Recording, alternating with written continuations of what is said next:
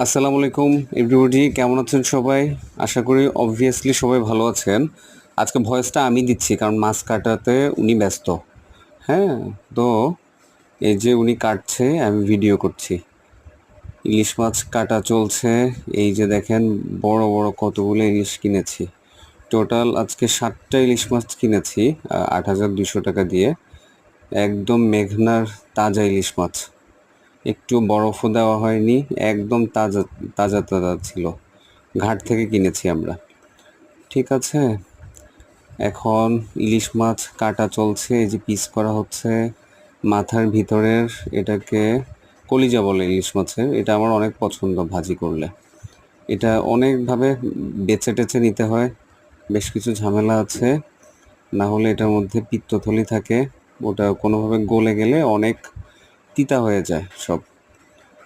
তো এই যে কাটছে, ওই যে এর আগে ডিম হয়েছে, ডিম দেখিয়েছি মনে হয়, আমি পাতিলের ভিতরেই আছে। পিস পিস করে ফেলা হয়েছে, মাছের মাথাটা পড়ে আছে। একবার চিন্তা করলে কেমন লাগে, এই মাছটা মানে আজকে সকালবেলাও নদীতে ঘুরছিল না, বিকালে ধরা খেয়েছে, সন্ধ্যার সময় আমরা কিনে নিয়ে এসেছি। যে কানটা কিভাবে আলাদা করলো, হ্যাঁ, এভাবে আবার হাতও পরিষ্কার করতে হয়।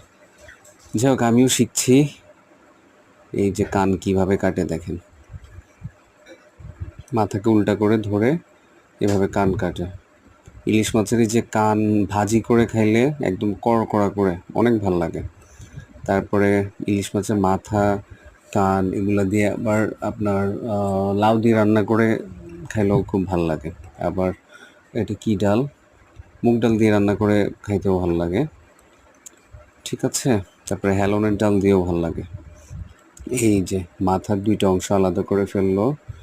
এই যে মাথার কি কি আছে ওগুলো পরিষ্কার করছে। ইলিশ মাছ মেঘনা নদীতে প্রচুর হয়, এবং মেঘনার ইলিশ, যেহেতু আমরা এই রিজনে থাকি, দক্ষিণাঞ্চলে থাকি, এদিকে মেঘনা নদী কাছে, তো খুব ভাল লাগে।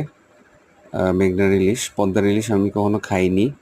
ও খেয়েছিলাম, সরি, মাওয়া ঘাটে খেয়েছিলাম। পদ্মার ইলিশও খুব মজা, মেঘনার ইলিশও কম না কোনো অংশে। আজকে বড় বড় 2টা ইলিশ আমি নিয়েছি, 2.25 কেজি, ওই যে পলিথিনের ভিতর আছে ওগুলা। আর ছোট নিয়েছি, ছোট কি মোটামুটি 5টা। তো ঠিক আছে গাইস, দেখালাম, ভালো থাকবেন, আসসালামু আলাইকুম।